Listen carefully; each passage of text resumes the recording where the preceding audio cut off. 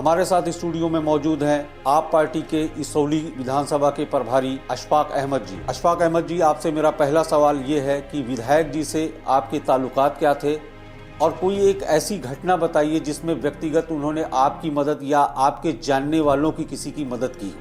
पहले तो मैं इस स्टूडियो का बहुत बहुत आभार व्यक्त करूंगा जी, थैंक यू, कि जिसके माध्यम से, इस मीडिया के माध्यम से आवाम के सामने स्वर्गीय माननीय अबरार विधायक जी का कुछ छवि, कुछ बातें रखने का मौका मिल रहा है जी। मैं शुक्रगुजार हूं आपकी स्टूडियो का। जी।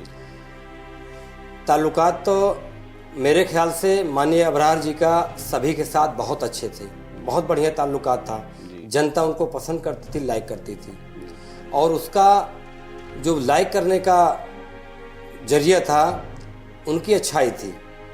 उन्होंने हमेशा एक दूसरे को, सबको एक जैसा माना है।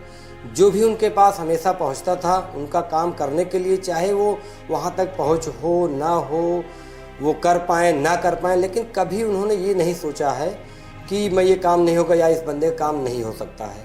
हमेशा उन्होंने सबका साथ दिया है और सबके साथ, बल्कि लोग कहते हैं कि मैं आपके साथ कंधे से कंधा मिलाए खड़ा हूँ, लेकिन इस हिंदुस्तान या उत्तर प्रदेश में कह लीजिए जितने भी लोग उनको जानते थे, ख़ास तौर से सुल्तानपुर जिला के जितनी भी पब्लिक थी, जनता थी, सबके साथ वो खुद अकेला एक कंधा सबके साथ खड़ा होता था और हमेशा के लिए।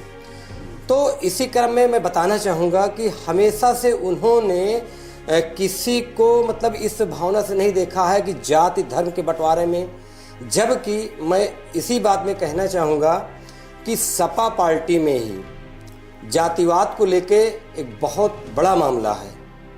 माननीय अखिलेश यादव जी भी को मैं कहना चाहूँगा कि उन्होंने भी जाति धर्म को भी अपने कैरियर में उतारा है, लेकिन इन सब से अलग थे माननीय अबरार विधायक जी। कभी उन्होंने किसी को अपने से अलग नहीं समझा, कभी किसी को छोटा बड़ा नहीं समझा, कभी किसी को जाति धर्म में डिवाइड नहीं किया।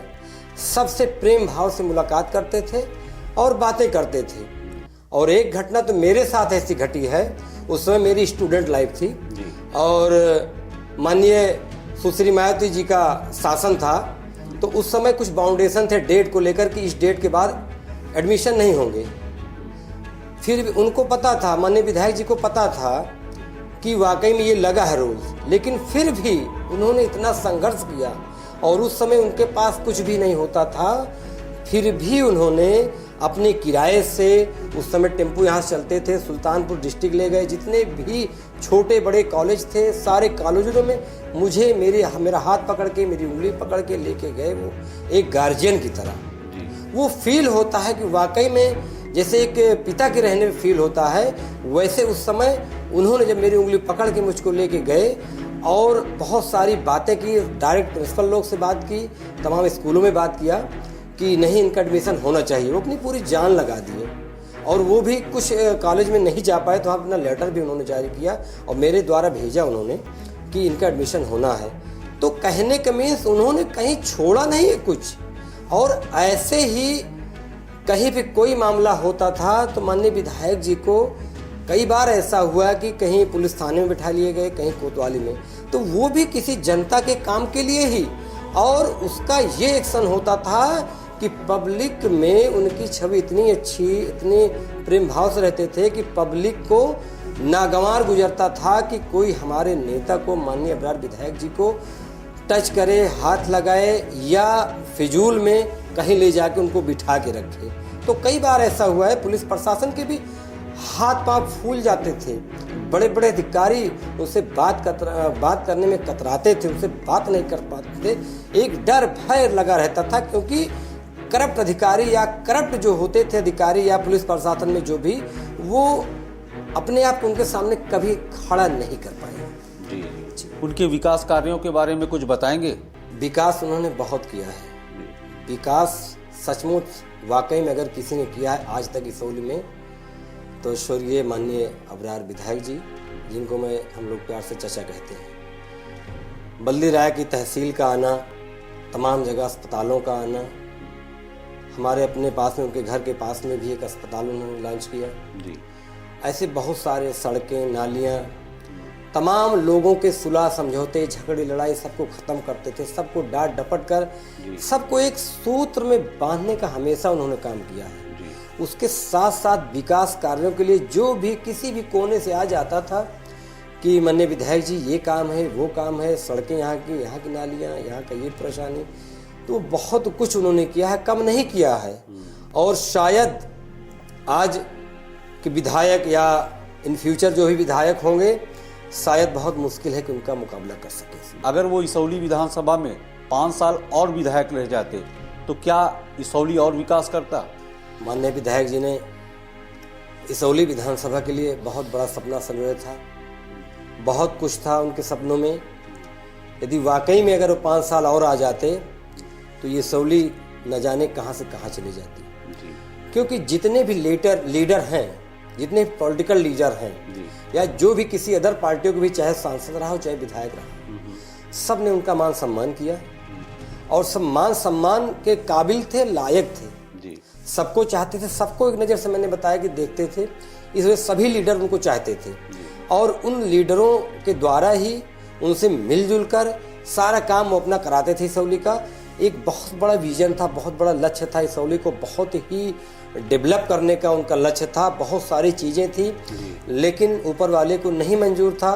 वो सारा सपना उन्हीं के साथ धरा का धरा रह गया। इस बात का अफसोस हमें नहीं, इसौली की पूरी जनता को है और रहेगा। आज उनकी कमियां हम सबको खल रही हैं, पल पल लोगों को याद आ रहा है, उनका एक एक काम, उनकी एक एक बात, उनका एक एक सहयोग।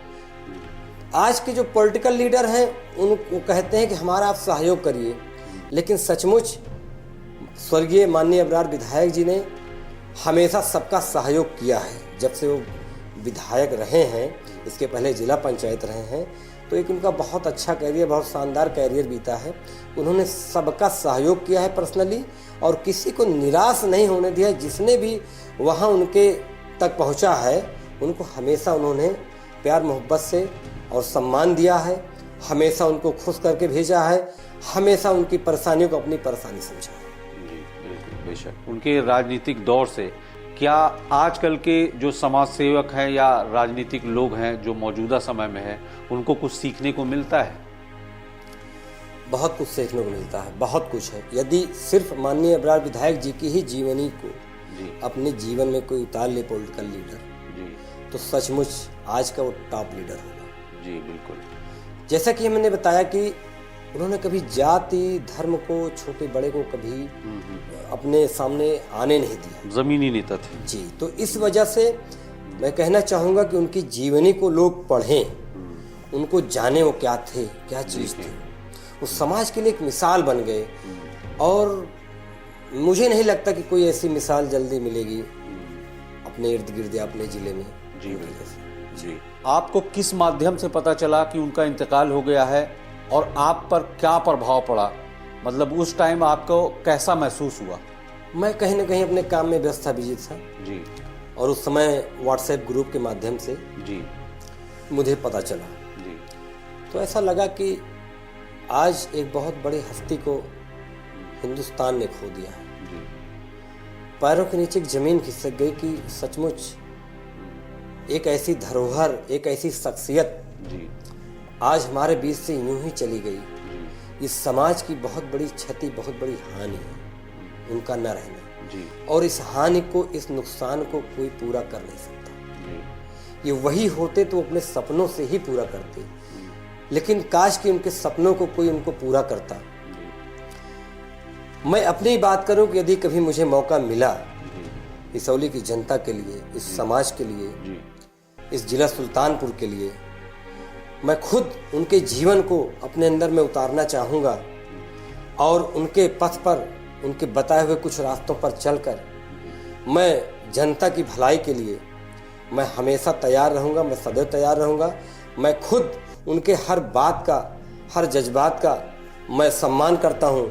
मैं उनको तहे दिल से उनके जज्बे को भी सलाम करता हूँ कि बहुत सारी परेशानियाँ आई, परिस्थितियाँ आई, लेकिन कभी वो अपने रास्ते से डगमग नहीं हुए, हमेशा अपने संघर्ष को जारी रखा और सिर्फ जारी इसलिए रखा कि हमारी इसौली की जनता को कहीं तकलीफ ना हो, किसी की आंखों में आंसू ना आने पाए, तो हम लोग की ज़िंदगी रही।